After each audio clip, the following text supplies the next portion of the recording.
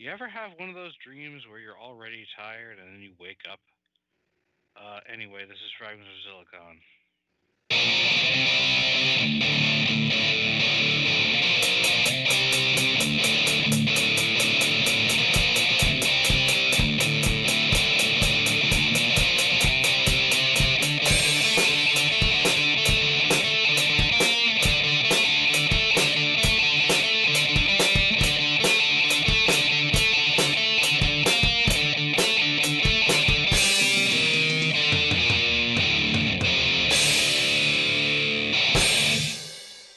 All right, welcome to another installment of what's usually Fragments of Silicon, the European interviews, but today our guest hails from Brazil. Indeed, he's been on the program before, and God, what was it, about 4 months ago? Like, something like that.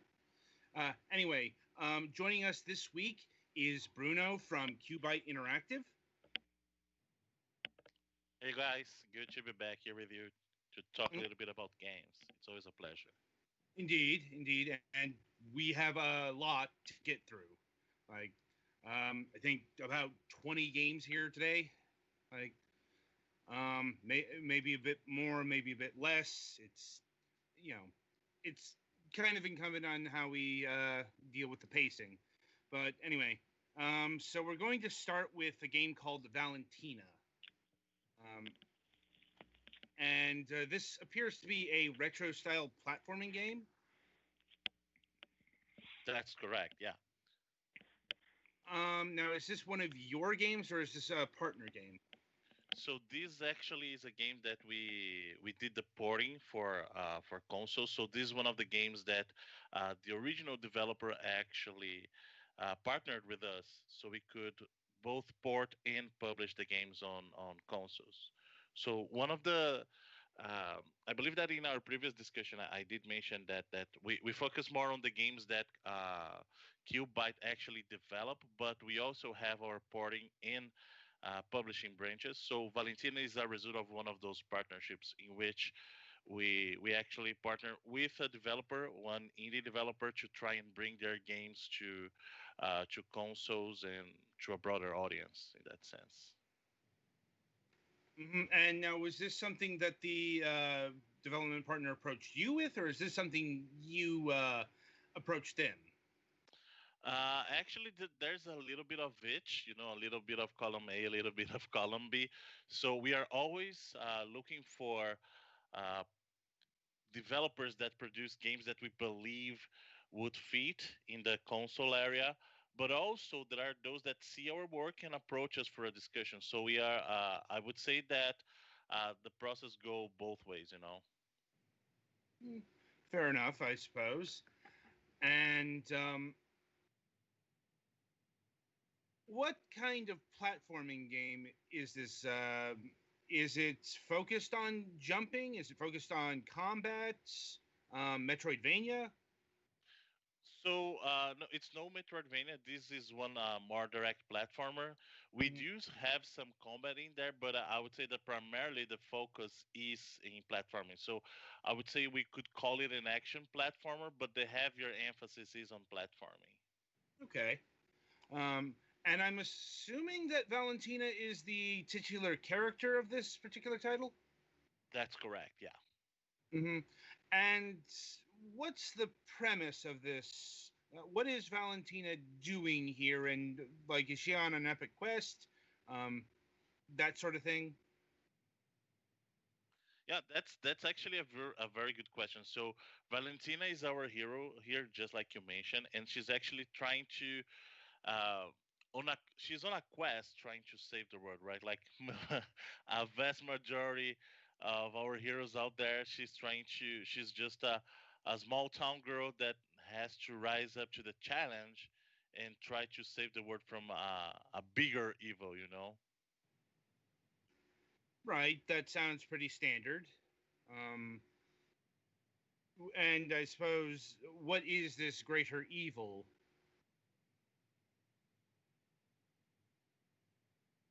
Well, that's a very good question. So, uh, as Valentina is more leaning towards I would say that's something more medieval or what we call higher fantasy. You know, she actually faces all sorts of enemies from centaurs to what we call wizards and so on. So I would say that this bigger evil is like a lot of the tropes that we see in that kind of fantasy games, you know. So there's an evil lord that is trying to rule the world, and Valentina is there to try and get rid of those, so we can live better. We can live better lives, you know. So it is in a sense very very like you mentioned, something very standard, but in a way that's what people want, right? We are always pursuing that trope of hero versus the forces of evil. Mm. Yeah, that's once again that's fairly standard for these kinds of adventures. Um, and Valentina here is the Nintendo Switch version. Uh, in fact, a lot of these are the Nintendo Switch versions of things. Worth mentioning.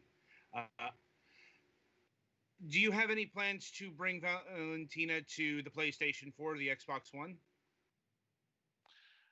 At the moment, no. At the moment, we're actually focusing on the Switch version.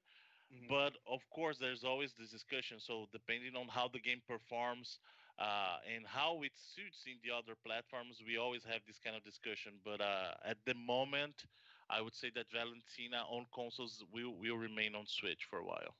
Okay, fair enough. As much as I'd like to delve into a particular title, we do have a lot here, so it's going to be brief for each one. Just the way of a lot of games to cover. Because the next one's, I believe this is a package deal: Space Elite Force 1 and 2. Correct. So they're actually two separate games, but we also brought them together. So you can either purchase them separately, but you could also have them bundled. So uh, basically, what Space Elite Force is, so it's a shooter, one of those shoot 'em ups, you know, but in the sense that this it takes place in space, as the name states. So they are an homage to the shoot 'em ups of the old days, you know, in which you have like horizontal progression. So you have to shoot enemies in space and face like larger spaceships as your bosses. And in that case, we actually have the first two games that were released on PC, and we ported those to the Switch and brought them together. Like you said, you can either buy them separately as separate games, or you can buy them together. Okay. And are there more in this Space Elite Force series? Uh, I cannot comment directly on that, but I can say that maybe people should be looking for things around that era. Yes, I cannot comment specifically, but there are other projects in the same universe. Okay, fair enough. And let's see. Up next, we got Unlock the King 3. Hmm. I think we covered one of these in our previous discussion. Like, Yes, uh, we did. So this is a game from one of our partners. It's called Minimal, and they are very good at producing those chess-based puzzles. right. This is their specialty. And Unlock the King is the latest iteration in the series. So basically, what it is that they created a series of puzzle games, but based on the universe of chess. And the good thing about it is that if you are a chess player, you can approach that, and that's going to make a lot of sense to you. But even for those that are not familiar with chess, the board game, they still can have fun with the game because the games are primarily puzzles. So you just learn how to deal with those. Um, by learning the structures in the game. So you don't have to be like a, a chess master to enjoy the game. Actually, the way that the game lays out the rules of chess for you to learn actually may be something that can get some people into chess after playing the game. You know, even if they're not familiar with the art. Mm. Um, I suppose has anyone commented along the actually You're because of dropping out a little, Adam. uh, uh, Okay, how We about now? we lost most of that question, but otherwise you're Okay. fine. Okay. Well, restating.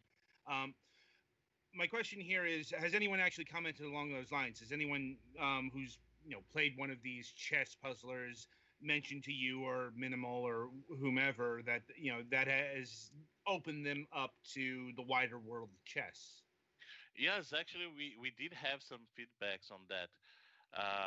We did have some people approach us that were not familiar with the game of chess, but because of the puzzles, and again, we are not just talking about Unlock the King. We have with Minimal several other games like Zen Chess that are puzzle games for based on the universe of chess, right? And we did have some feedback along the several months that we have been releasing these games of people that were introduced to chess via these games, and that's very satisfying, because that's part of the intent when you are a game developer or when you're publishing a game is that people they relate to those games in multiple levels, and having people give us this kind of feedback that they were not into chess before and because of our games they actually decided to learn more about the game. That's very very satisfying. No doubt, no doubt.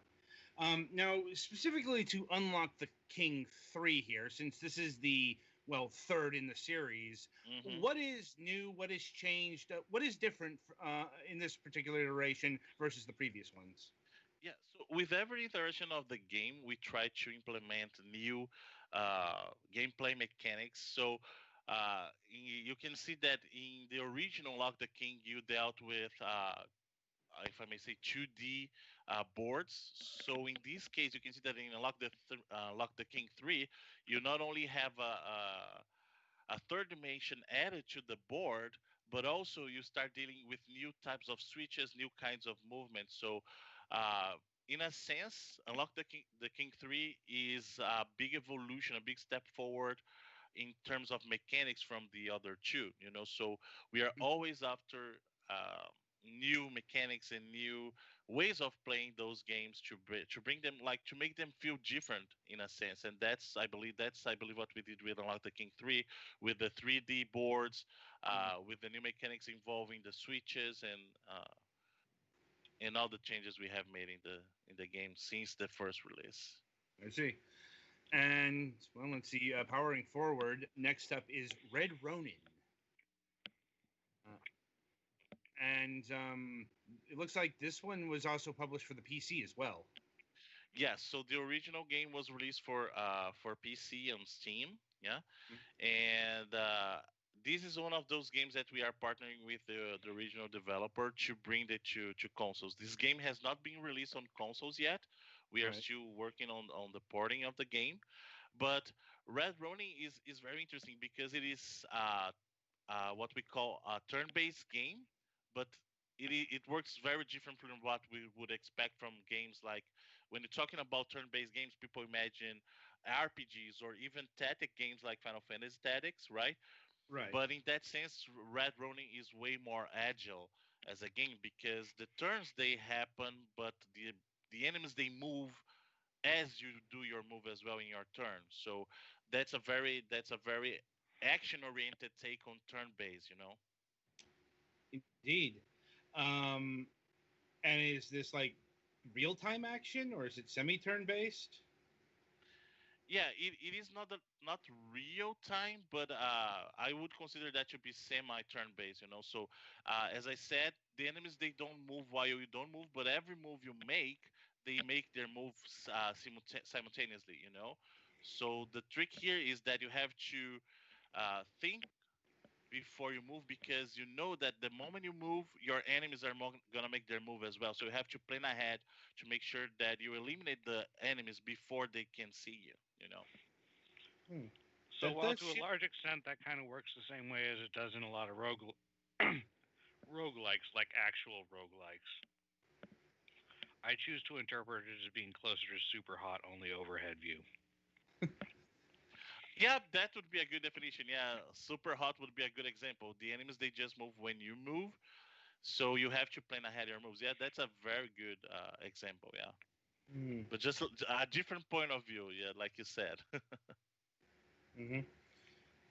And let me see here. Uh, Once again, gotta move forward. Up next is 99 Videos Definitive Edition. Now, I recall we talked about this last time, but um, indeed, this is the definitive version. And I suppose the question there is, what makes this definitive? Correct. So the original version of 99 Vidas was released back in 2016, Hmm. and we actually since then we have been working on tuning the game, and not only doing so but also adding new content to it. So the definitive edition of 99 Vidas actually contains new game modes. It is important to mention that this version was previously exclusive to the Switch, and the thing here is that we are bringing that Switch exclusive version to the other platforms this time. So what this new version brings to the table and why it is called the definitive edition is because of not just the game going through a whole revamp in gameplay balancing, and fine tuning, but also bringing new content such as new game modes. And the new game modes include what we call a remix mode, which would be something of a roguelike take in it, because basically what it is that we take the formula of the game and bring it into a different challenge, in the sense that the game plays differently with every start you take in that mode. So for example, you have the regular progress of the campaign, and you have the arcade mode that are pretty straightforward. You go through the game in a specific order, you face the same enemies. In this remix mode, we actually mix things up, so you never know what's coming next. You start the game from a random stage, and from there you proceed. It's like our take on procedural gameplay. So the procedural nature of it is that every play is a different take, because enemies are going to come in different manners. They're going to come in different stages, and the stages themselves play out entirely different every time you start a new play. Mm. And now, are all of these modes already in the Switch version? Correct. The Switch version already contains those, and that was previously exclusive to the Switch. And the thing here is now that we are bringing all of those new maps, the new stages, the new game modes to the other platforms. So PlayStation 4 and Xbox, and even the PC version, they're gonna take all these new content. Mm. And when is that supposed to release, if it hasn't already? So the Switch version is already released, like I mentioned, but for PlayStation 4, Xbox, and PC, we are planning a release for this calendar year. So hopefully, before the end of the year, people will be able to play the definitive edition of 99 Vidas. Okay. Um, and I suppose my last question in regards to 99 Videos Definitive Edition is this the last of it? Is this indeed going to be the last update? Yeah, because it's using the title Definitive Edition. That's usually what that Correct. means. Yeah. So it is indeed the definitive edition of 99 Vidas. So if your question is if you are seeing any further interaction on this Hmm. specific title, that's a no. That would be the definitive, in the sense that it is the definitive edition of this game. Will we have a 99 Vidas 2 or something like that? Hmm. Maybe that's something that only the future holds. But as 99 Vidas, the first game goes, definitive edition is indeed the definitive edition. Okay, good to know. Good to know. And up next is, well, a very timely title at time of recording since it's the day before Halloween. And we got Savage Halloween. Correct. So Savage Halloween is is one of those run and gun games inspired by the likes of Contra, back in the day, or even Metal Slug, which was a '90s classic. So it has retro inspired visuals, so you can see that the developer aimed for an 8-bit art style, that works pretty well. And like you mentioned, the thematic there is for Halloween, right? So this game is already released on PC, and we are working on the publishing schedule for the console versions.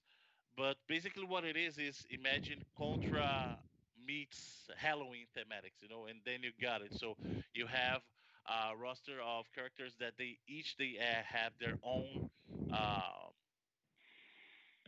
armory, and then they have their unique skills, and then you have to go through this world challenging horror tropes like werewolves and Frankenstein and vampires. So it's something very unique, So you do see a lot of run and gun games out there, Mm-hmm. but I don't recall seeing one with that thematic being so inherent to the game. Did I see a Santa Claus? You did see a Santa Claus, yes. You do face an evil Santa Claus in the game, yeah, Mm. Santa Claus. yeah. Yeah. And is this game out yet, or is it coming out in the say next day or so? Yeah, so the Savage Halloween is already available on for PC on Steam, Mm. and the console versions it hasn't been released yet because we want to have that released as across all consoles at the same time. So we are still working on the publishing deals for those. I So see. once it is released for consoles, we'll see that released on Switch, PlayStation, Xbox simultaneously. But for now, people can purchase the game on PC via Steam. Okay. And I suppose continuing on with that theme, we have Spooky Chase. And Yes. well, it's less specifically Halloween, but it's still, spooky. Yeah. So it is indeed something that people do relate to Halloween, even though it's not directly. It's more horror themed, but the because of the season, I see why people would relate to that. And Spooky Chase is something that I would call is more of a survival take on platforming.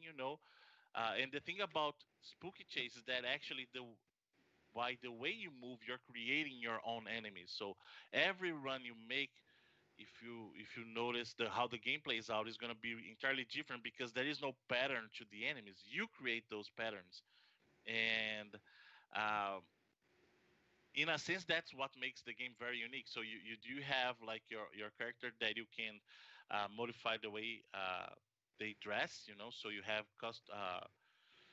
costumes like you do in Halloween or even in horror tropes, and that would be a game that would be, in a sense, people could think of it like maybe roguelike, but it's a different take on roguelike because you're focusing not on battle itself, but more on platforming. So it would be like Mario meets uh, something like a roguelike. Well, I was going to Say, specifically mention that in Mario's, I think starting with Galaxy, they have had stages that are sort of this idea, and Celeste did it too. I think where you have basically the main thread is that you have to go through an area, and there are a lot of other things that follow your exact path. I was going to suggest Rogue Legacy personally, since It looks like Rogue Legacy. I'm just thinking about specifically the mechanics of the enemies literally following your exact footsteps. mm, fair enough. Yeah, I think I remember that the Shadow Mario's. Cosmic Mario, but yeah, Yeah.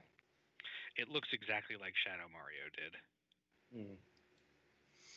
Now, anyway, and let's see. Up next is 171, which I believe is your first Xbox Series X title, in addition to all of the other platforms. Yeah, so 171 is the first game that we confirmed for Xbox Series X, and basically what it is an action adventure game that takes place in an open world, very similar to what we would have with Grand Theft Auto and other games in that series. So um, the difference there is that it actually uh, takes place in what we call a typical Brazilian neighborhood. So the, Uh-huh. the the developers of 171, they try to make something that would resonate well with people from Brazil, but not only Brazil, but people in smaller communities, out there. Because the thing about GTA is that it always takes place in something like big cities inspired by larger cities. So if you think of Liberty City, the inspiration that is obviously New York. If you think of Vice City, for instance, we're talking Miami, right? And then for 171, what we're trying to achieve is that we try to make something more similar to what we do having in your neighborhood. So what if GTA took place in smaller communities and where people still uh, are afraid of certain crime rate or afraid of going out because of the way it is, and people don't um, they live in houses that have like taller walls because of the way that they deal with crime, right? Hmm. And what does the number 171 reference to, if anything? Yeah, so actually 171 is a reference to the penal article, so the I know that it differs from country to country, but here in Brazil 171 is actually the crime code for I forgot the crime specifically, but would be the equivalent of identity theft and uh, fraud, Gotta say, I wasn't expecting that. And here's me thinking you were just a really big fan of the Pokemon Lantern. No, it is related to the crime article on identity theft and Hmm. fraud. I see. Why that statute? Given that it's going for a very GTA vibe. Wow. It is in a sense, of course, a big inspiration was GTA, but more specifically GTA San Andreas, Right. uh, because that game dealt with a different kind of protagonist, right? So in previous GTA's, you always had like that criminal that was part of a big organization, and then when San Andreas came, you actually part of you're just a guy and you get involved in all of that. So we wanted to go with that vibe, and something uh, more down to earth. It's you're not a huge criminal, you're not part of a big criminal organization. You're just a guy trying to get by, and because of the situation, you got involved in that net of crimes. Hmm. I see. It's just like, for example, like 187 here is the crime code for murder, and that's what you usually associate with, games of this nature. Not so much fraud and identity theft. It's a unique take, if nothing else. Hmm. Yeah, but like I said, the our protagonist here, he's not necessarily a huge criminal. I don't want to get into details on the story right now, but I can say that he's very different from those guys that is actually he's being built to work on a crime life, to live through that. Our protagonist here, he has to deal with the consequence of starting a life with the crime, because of circumstances that he's being subject to. Hmm. Okay. Interesting. It'll be interesting to see how that pans out, but we do have to press on. Next up is HCR Plus Slot Car Simulation, which is a uh, remake, I believe, of one of your earliest titles. Yeah, so HDR was our very first title. So 10 years ago, we released HDR for mobiles, and Mhm. then we released the updated version, which was HDR Plus.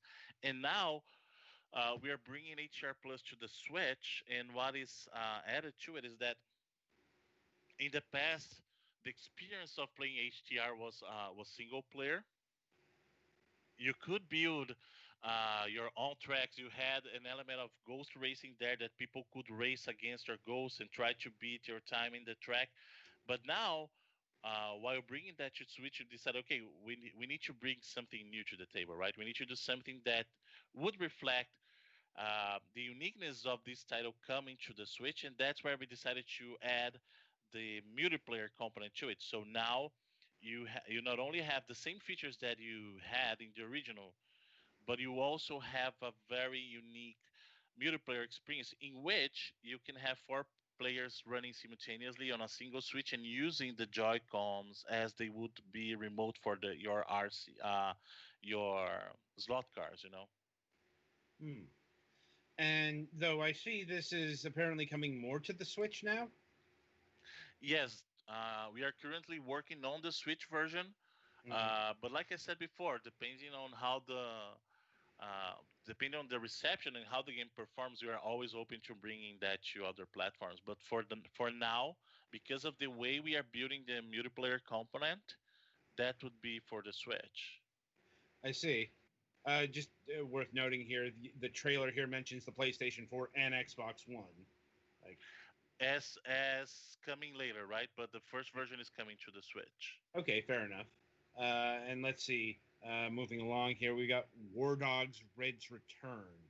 Uh, so that title kind of implies a sequel. Is this like the second or third game in a series?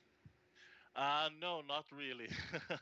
I know the title there can be a little deceiving, but Mm-hmm. it refers to the status of the protagonist at the beginning of the game. So, uh, actually, War Dogs is a beat 'em up in that very similar to what we used to have in the past, like with Final Fight and Streets of Rage, Mm-hmm. and except that you play with dogs. I don't know if you guys are familiar with Red Nose the brand. Not offhand, no. So Red Nose is a brand that is usually associated with sportswear.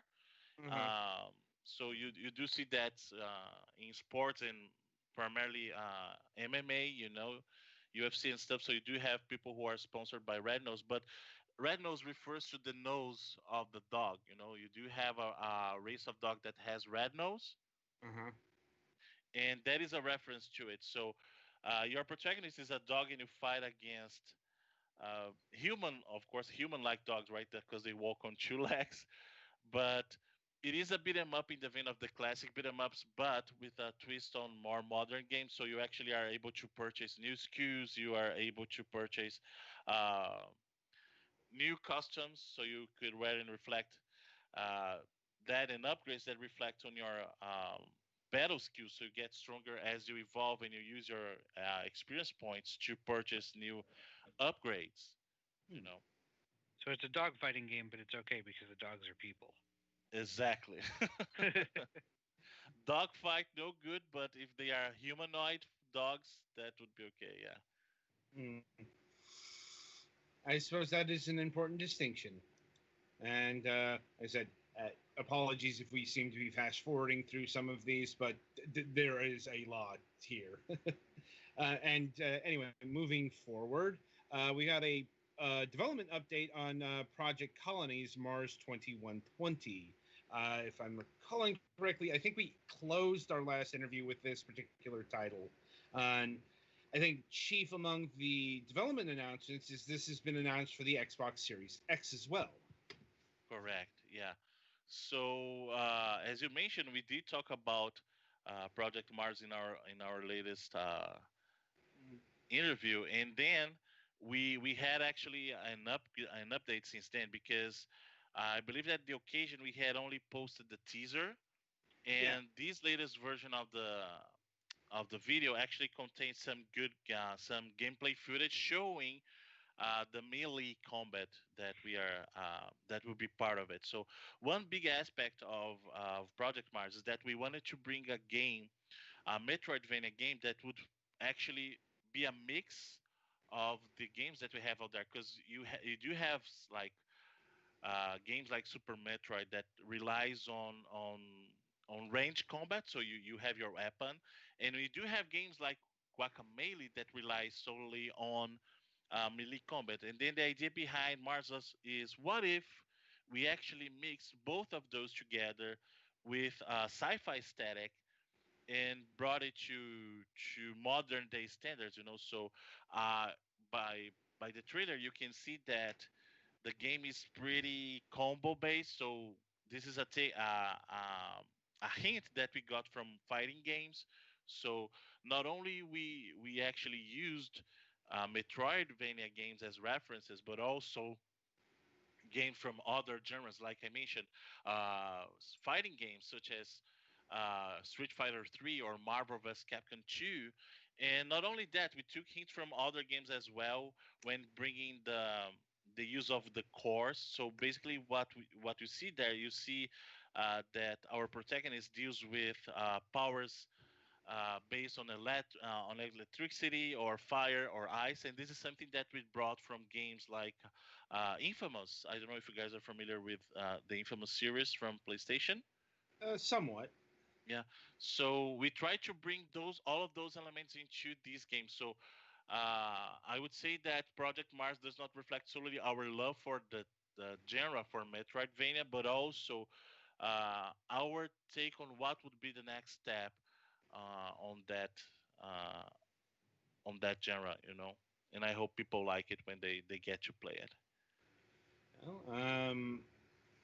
it's kind of impossible to say at this point since this game is heavily in development, and Hmm. I think there was a notice on the trailer that what we're seeing here isn't necessarily going to be in the final game. It's more a representation of what the game's going to be than what is the actual content. Hmm. Yeah, this is alpha footage, but everything that you saw in the trailer was actually running in engine, so Mm, that we can say. Um, the reason that we made sure to reflect that was actually alpha footage that does not may not represent the final gameplay or the final result of the game is that you can still see that we are working on some of the effects. So we wanted people to know that. But this is something that I can tell you right off the bat. Everything that you see in there is actually in engine. So it's in game footage. okay, Early stage, but is in game. right. And I suppose I'll ask the question here. Uh, I'm not sure if you can answer it at this point in time, but you are the first developer we've had on our program that's been working on the Xbox Series X, and I'm wondering if you can talk a bit about development for that upcoming platform and how it might be different, how the additional power may benefit Mars 2120 here, for example. Yeah, I cannot comment on specifics because of NDAs we have signed, Of but course. I can tell you that uh, the platform itself is very friendly when it comes to the way that to the tools that they offer, so you can bring your games there, right? In a sense, it is very similar to developing to the original Xbox. Sorry, Mhm. to the Xbox One, not the original Xbox, but to the original Xbox One. So there is indeed, this is something that I can say very openly because it's out there. So there is indeed a lot of power in that machine. Mhm. And I can tell you that if we can make good use of that, games are gonna play out very differently. So I see a very bright future for this new generation. Once developers get used to dealing with that extra power, we are going to start seeing some very, very good things there. And we are very excited to be able to make use of that with Project Mars. And I hope people see that as well. So Mhm. not only talking about performance in the sense of course, what an SSD disk brings to the table, faster load times and stuff, but also being able to do things that we wouldn't before because of limitations in processing power and so on. So definitely, we are going to see better games coming out for those platforms. Hmm. Well, I'm certainly interested to see what developers will be able to do with the next generation of consoles. Admittedly, the PlayStation 5 interests me a bit more, if only because they've got that the dual sense controller and the 3D audio. They are working with some technologies that do seem to be legitimately new, while the Xbox Series X seems to be much more of a refinement. At least this is from my vantage point. There could be a lot more going on. But that's a discussion for another day. Anyway, moving along, the next game we have is the Crown Stories Mira. I believe I'm hoping I'm pronouncing that right. So it looks like another platform game, at least a side view combat thing. Yeah. So yeah, you're pronouncing that right. So Crownstone is actually a game that is inspired by the Castlevanias of the old days. The 8-bit and 16-bit Castlevania. So Mm-hmm. uh, since the release of Symphony of the Night, we grew used to having Castlevanias reflect that Metroidvania nature. But Right. sometimes people forget that when it was first released, Castlevania was more of an action platformer, right? Yeah, And yeah.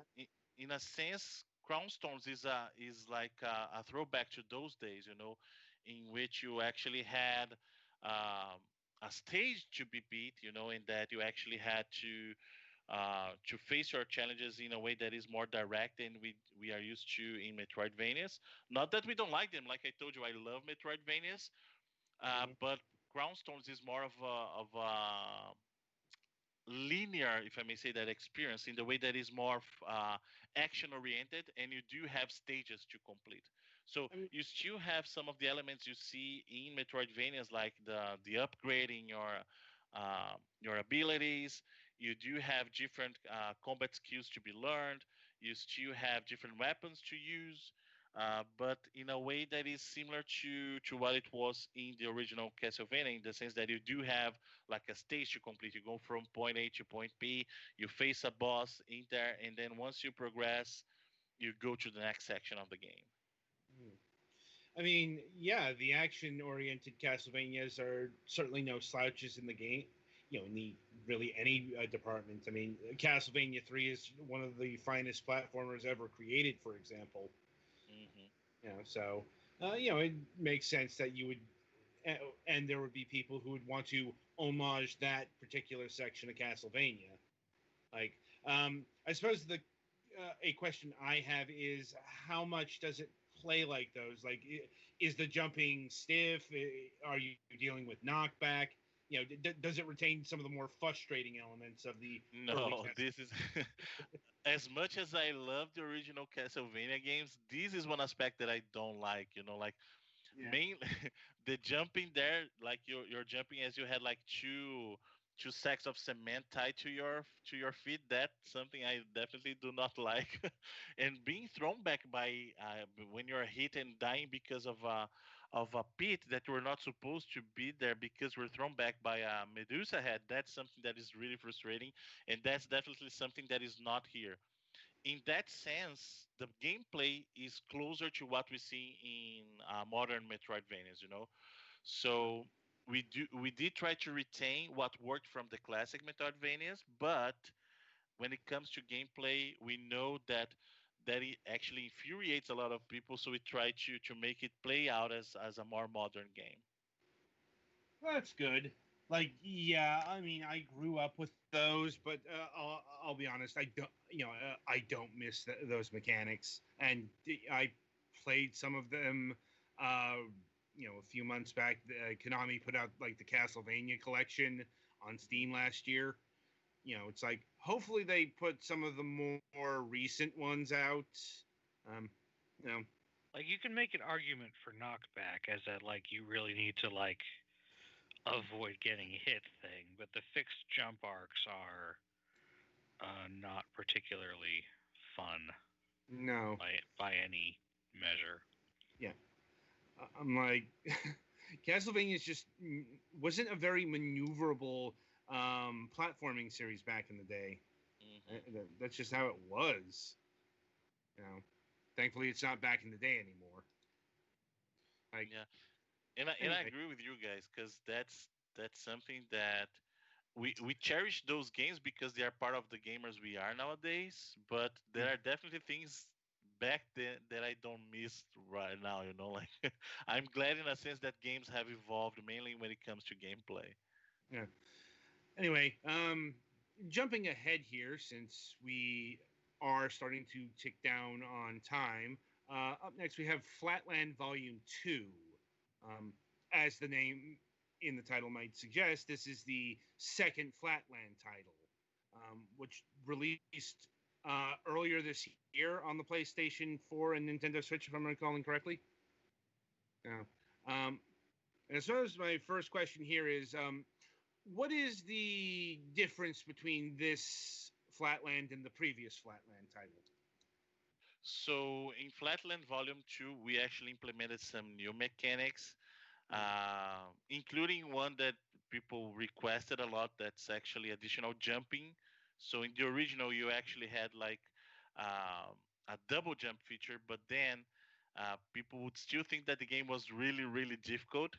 But that's the nature of the game, right? Flatland is supposed to be a challenging game, and in this one, we implemented some new mechanics, but not to make it easier, but actually to make it more fluid, so we wanted the game to flow better. So in order to do so, we have implemented some new skills, some new gameplay elements, so we still kept the challenge while making the game flow better. Mm-hmm. And what were those specific elements? So like I mentioned, one of the elements that we had in the original was like a double jump, and now you have one skill that actually allows you to jump more than twice. You have some elements that actually disable some of the traps that you have in your way, and some more skills that make movement not I wouldn't say faster, but uh, I believe I said it right, more fluid. So Right. a lot of that has to do with keeping the flow of the game, keeping you from having to think too much before you move, because the game requires you to have a faster response, right? Right. And were these changes implemented at the behest of player feedback, or is this something that you or rather the developer wanted to do independently? Yeah, a mix of both. So a lot of the things that were implemented in Volume 2 were ideas that developer already had been working on previously, but also based on the community feedback, we were able to actually implement something that we believed would actually help the game work better as well. So I would say it's like a little bit of each. Okay. Definitely community feedback uh, plays a major role when it comes to that sort of game, because in a sense it doesn't matter if your game is challenging if your community doesn't embrace it, so Indeed. And is there going to be a volume 3 of the Flatland series? uh, what I can say is that we already have 3 games in the Flatland series, right? Because there is a game called Flatland Prologue, Okay. which is in a sense a prequel. It is a prequel to Volume One, but it's released after, so it's one of those cases I may recall Capcom doing Street Fighter Alpha or Zero Right. in Japan. That is actually a game that takes place between 1 and 2. So in a sense, it's a little bit of that. It's I a see. it's a prequel that is actually a sequel. Like a midquel or an interquel or something along those lines. It gets a bit confusing. Yeah. Anyway, so moving forward, so perhaps the highlight of the recent announcements, especially if you're into retro gaming, um, especially like, granted, this is a bit of a niche, but you recently announced the Breakers collection for pretty much all the platforms: PC, Correct. PlayStation 4, Xbox One, and Nintendo Switch. So, for those who are not familiar with the Breakers series, they were a couple of fighting games on the SNK Neo Geo. Granted, okay, that was a lot of games on the SNK Neo Geo, um, but this one was fairly unique. It was done by a third-party company, like the Valesco, if I'm remembering correctly. It's Visco, yeah. The Visco, there we developer of Breakers and go. Breakers Revenge is Visco, yeah. Yeah, and this is all.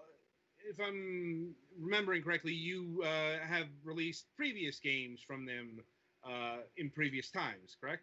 Correct. So we actually have a partnership with Visco, and we actually purchased the rights to publish Vasara, which is a shoot 'em up that was originally developed by Visco back in 2000 and 2001, the Mm. Vasara and Vasara 2.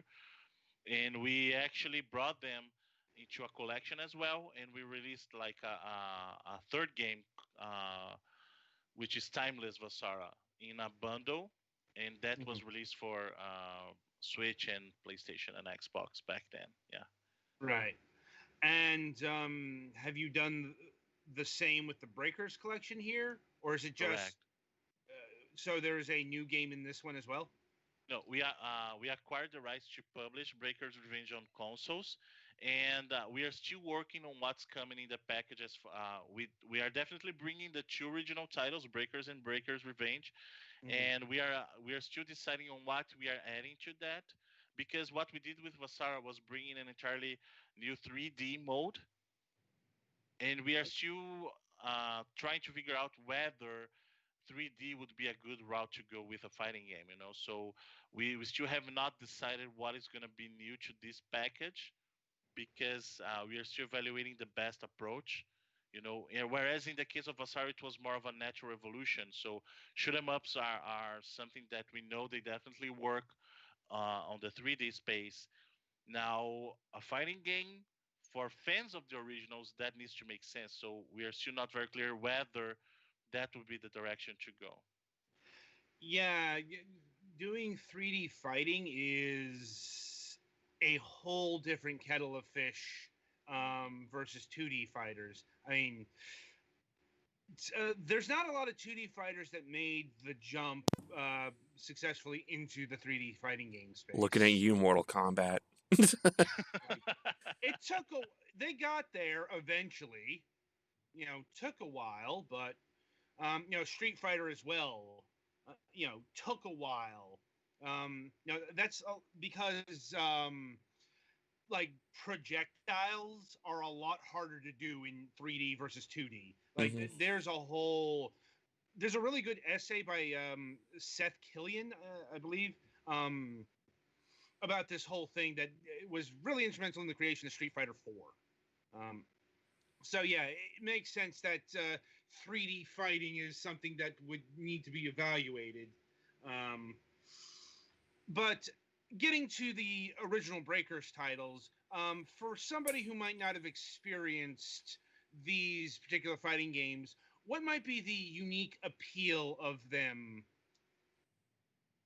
So when Breakers was first released, we were in an era that we would have titles like Street Fighter Alpha that we mentioned here, or Street Fighter Zero, right? Mm-hmm. So we were leaning towards something that previous generations didn't have. So if you remember the original Street Fighter, or even Street Fighter 2, or even the games from SNK, they didn't focus, the original ones like Art of Fighting and Fatal Fury, the first ones, they didn't focus heavily on combos, and this is something that we started to see getting stronger with games like